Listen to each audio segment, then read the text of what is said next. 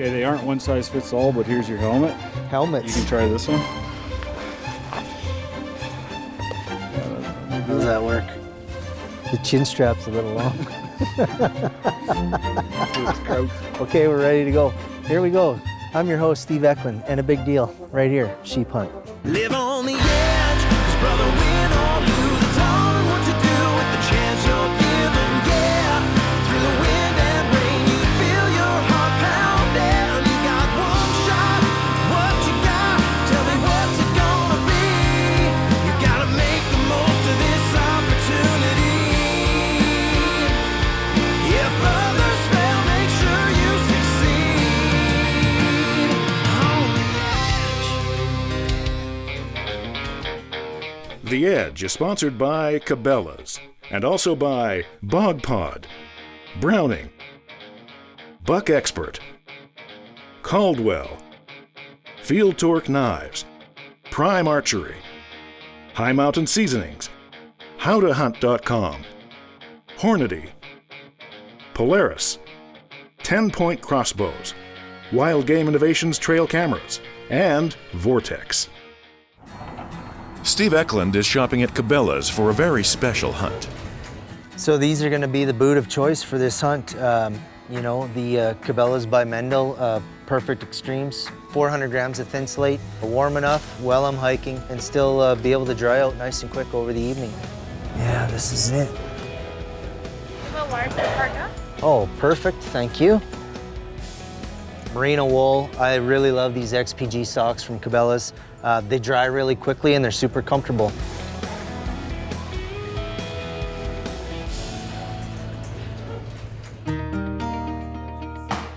He's planning a hunting trip near Canmore. Today, Steve is getting advice about what to pack.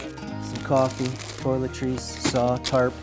He's excited about hunting all the time. But this trip in particular is going to be pretty interesting because it's unguided. So getting prepared for this one has been a little bit different. I didn't know how much we were going to need. Any sheep hunt is hard. I mean, guiding them for 15 years, this is probably 3 times harder. Hands down, I mean, this is a tough hunt. It's just to endure the cold, to dress right, especially on a hunt like this. It boils down to if you can handle it mentally. This might be a little different just because of where he's going to be, but I'm not too worried about it. Steve will be hunting in the Canmore Bow Zone on the eastern edge of the Rocky Mountains, home to some of the best mountainous archery-only hunting in North America. It says 3 servings. Yeah, I'm planning on having 1 bag a day. Patience. Patience is the biggest thing in any hunting, but especially sheep hunting. I keep hearing that, you know, I just keep hearing that over and over. Patience is a virtue. Don't chase them around. Nope. You know, sit and wait. Wait them out. Try to get in front of them, right? That's right. In November, only a select few bow hunters are permitted to hunt bighorn rams. Getting a tag takes years of applications. So that's what we got her down to? Yeah. Steve has waited 11 years for this precious opportunity. 30 guys that get drawn for this tag every year. That's right. And, you know, there's not a lot of sheep that come out of there. It's because people give up. Success rate is relatively low. The average success rate in here, it's probably hovering around 3-4%. It is a hard tag to draw. It's a big tag. I mean, the glamour in it, I guess, is big. Yeah. You know, to say that you killed a sheep with a bow. Everybody wants that, but that's what makes it special, is that not everybody can do it. Well, it's travel day. We're heading into Canmore, up into the mountains in the archery-only zone. Excited, but nervous, scared. Not 100% sure what I'm getting myself into.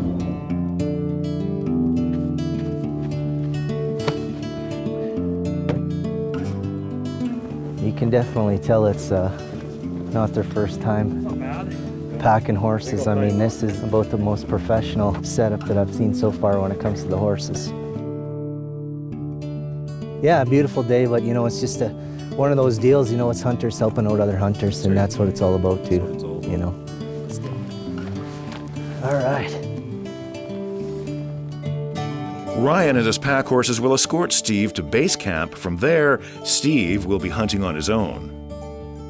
You know, even on the ride up here, coming through some of those mountain passes with the sun beating down and the wind blowing the snow off the trees, the things that I'm able to see and experience, you know, I guess it's cliche, but it's really true, you know, take time to smell the roses. Well, we're finally here. You know, it was a 2-hour horse ride in. Beautiful ride coming in here, but just excited to be here. You know, first impressions, lots of snow. Jump off the horse right up to your belly in snow. So right now we're just trying to get the pack horses unbuckled, get the boxes off. As long as we can get the wall tent up and some firewood cut, we'll be in good shape. Just really excited. This is gonna be wild. Coming up.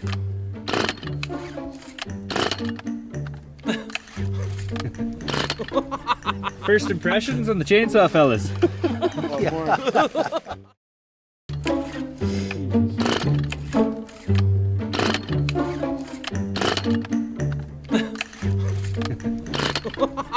First impressions on the chainsaw, fellas.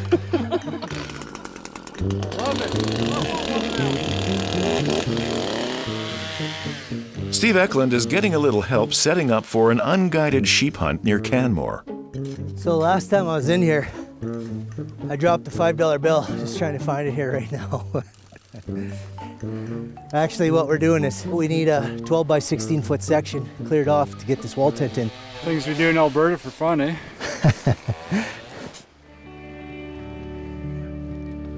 For the next week or two, Steve will rely on this old yet practical wood stove. It'll be a source of warmth and a means to cook. Ryan, Good luck. thanks again, man. I couldn't have, you know, from the bottom of my heart, just getting me up here. I mean, to give me a crack at it.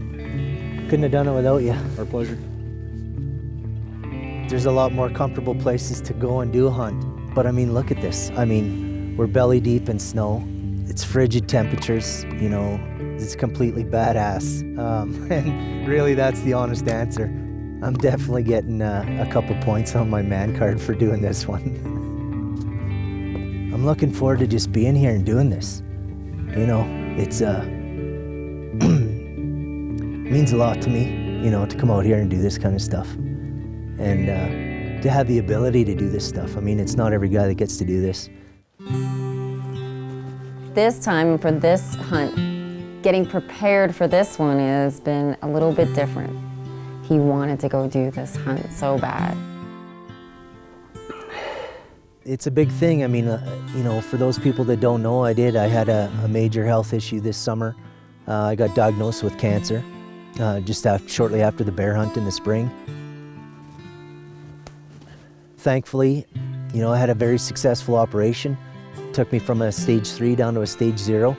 You know, I'll spend the next 5-10 years of my life getting checked on very regularly. That's a little scary because of the whole, you know, the unknown. At the same time, I'd rather him, you know, be out there enjoying. It's where he needs to be right now. I got a great support group at home, you know, my wife, family that supports all that I do and all these crazy adventures that I go on and all the time I spend away from home. It's special, you know. Day one, I miss them already, so. Enjoy just being out there and being able to do what you do. You know, that's the best part about it. It's gonna be good to fulfill this lifelong dream of having this hunt here in the 410 sheep zone. Archery tackle in hand, which I think is probably the most epic thing you can do with a bow is to harvest the sheep with a bow and arrow. And then, you know, just have a safe hunt and get back and see the family. I always wish, of course, he comes home safe, but of course it would be nice if he came home with a huge sheep, so that would be great. If I can complete the task, and I'm not talking about kill a ram, I'm talking about stay here till the end, trying to kill a ram. And when I come off this mountain, I might just be able to, you know, look in the mirror and say I'm a sheep hunter for sure.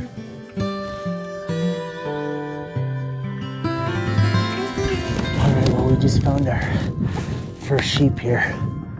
It looks like a pretty healthy band of ewes, but this time of year, you know, where the ewes are, the rams are gonna be, so might the game plan is to side saddle across this mountain here, this portion.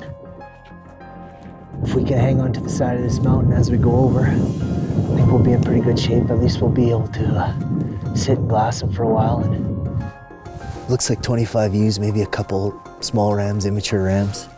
You know, with no shooter rams in the group. Just leave them do their thing and probably climb to the summit. Really get a good lay of the land here on day one.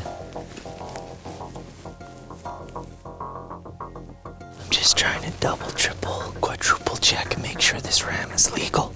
I got the How to Hunt app open. It's simple to use. It's an app, go online just like anything else and get it. It's got a lot of detailed information about making sure on legal sheep. In Alberta, a legal ram is a sheep whose horns are fully developed, where if you were to draw a straight line from the front of the base to the most outer edge of the horn, that line would extend beyond the animal's eye, based on a side profile. He looks like he's good, but you just second guess yourself all the time. I'm torn, and I don't want to let desperation be the cause of a massive mistake. Still ahead. Joys of sheep hunting. Sandwiches so froze I lost my teeth.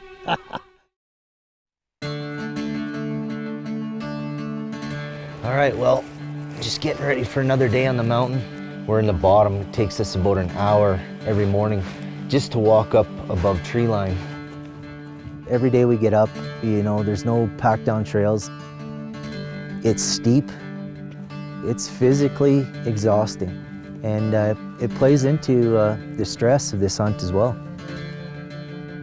This is a windswept area here, and the wind was just gusting when we were coming up. For the next half hour anyway, the mountain's ours.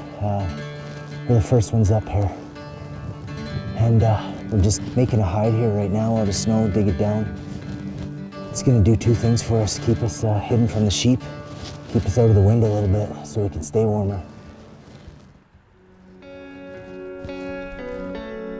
With the long walk up the mountain, it's easy to work up a sweat, and just as important, to get into dry clothing. No matter what you do and how well you prepare in the gear you have, the clothing, you sweat. No matter how fast or how slow you go, you sweat. And by the time you get to where you want to go, you might as well have just jumped out of the shower. And then, of course, you stand still. You made it to that hot spot for the day. And you freeze your tail off. Is it cold and miserable? Yeah, it is, but it's all worth it. I mean, just look around us. It's breathtaking. Right now, I'm just gonna enjoy the sunrise and this spectacular view.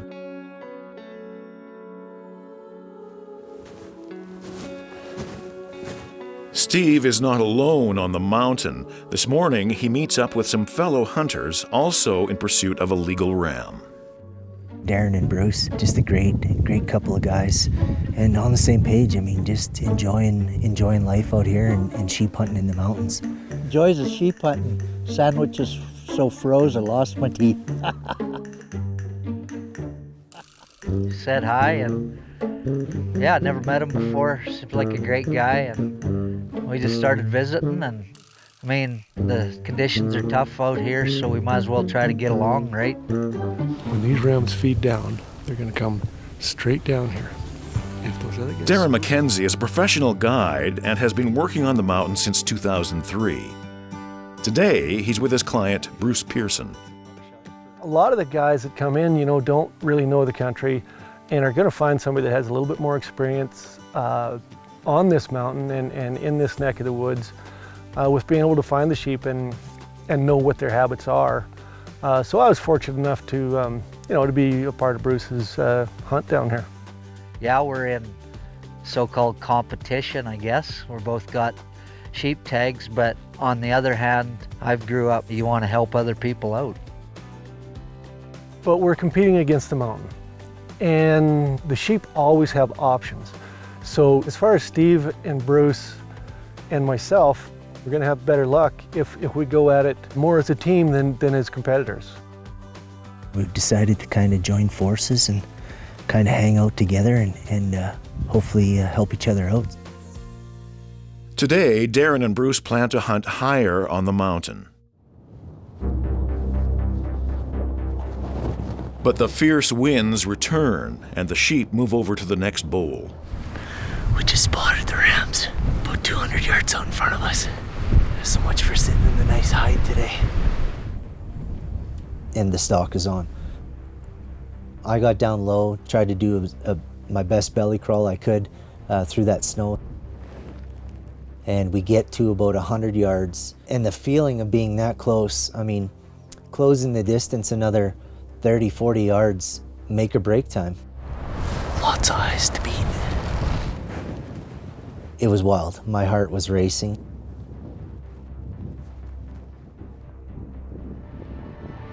He continues to stalk the ram and takes cover behind a tree, but then... One of them must have saw us, or maybe a couple of them. These damn sheep, they saw us and they buggered back up the mountain. The stalk was over, unsuccessful. And it's back to the ground blind for a break before heading back to camp. The wind is just relentless today. When those sheep busted, you know, instead of disappointment or frustration, it was just such a cool experience. We're doing something extreme here. This isn't your backyard whitetail hunt. Still ahead. He stops broadside, and I decide to take a shot. You meet the coolest guys in the strangest places. I mean, fortunate for us, you know, with Darren and Bruce. Not only are they on the same page, but they're neighbors. And the cool thing about Pits of Insanity look like the Cliffs of Insanity. It looks like we got no business being there whatsoever. The Cliffs of Insanity are high on Pigeon Mountain with sheer drops of hundreds of meters and crevices hidden by snow.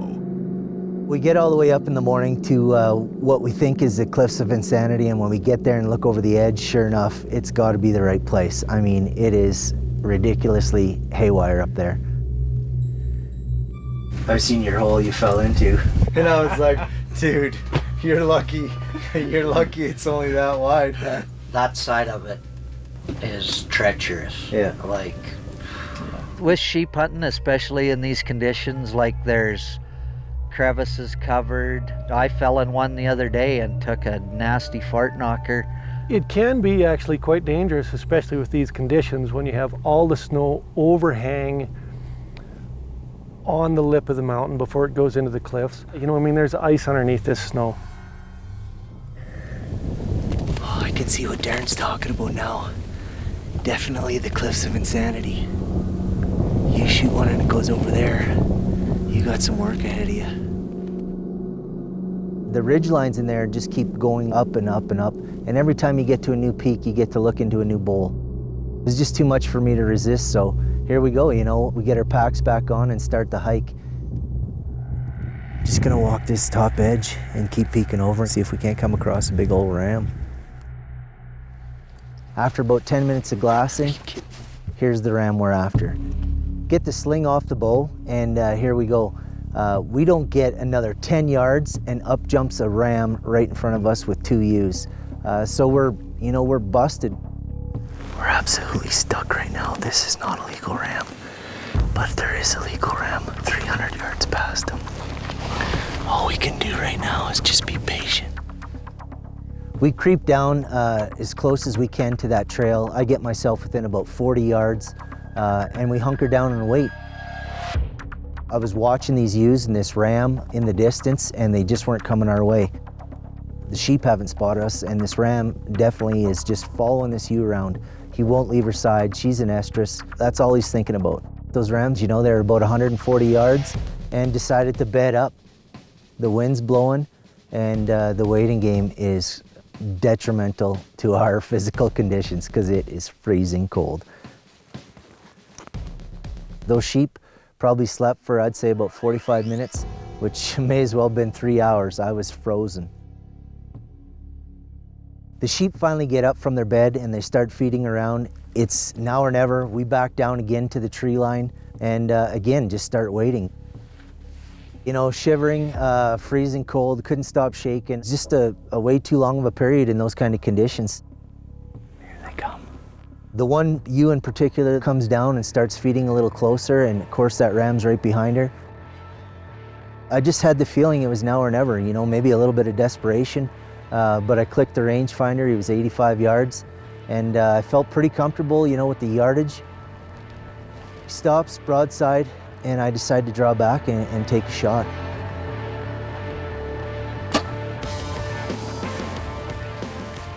But again, you know, a rookie mistake. In these kind of conditions, you know, what you're comfortable shooting in your backyard in the summertime, things change up here, you know.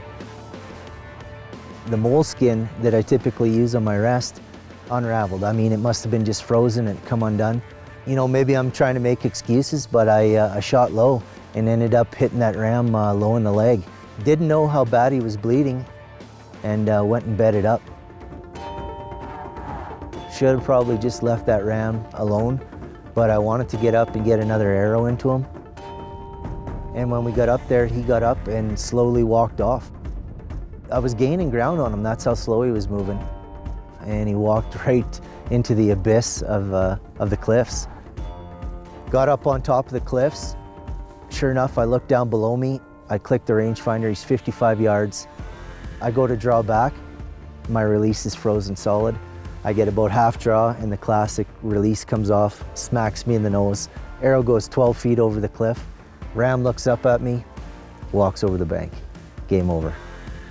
This hunt is far and away probably one of the toughest hunts I've ever done. 1 to 10. This is an 11. It'll try to make you quit every second you're out there.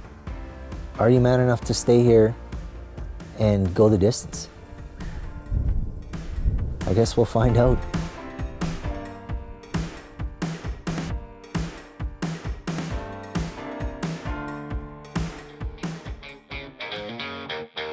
The Edge is sponsored by Cabela's and also by Bog Pod, Browning, Buck Expert, Caldwell, Field Torque Knives, Prime Archery, High Mountain Seasonings, HowToHunt.com, Hornady, Polaris, 10-Point Crossbows, Wild Game Innovations Trail Cameras, and Vortex.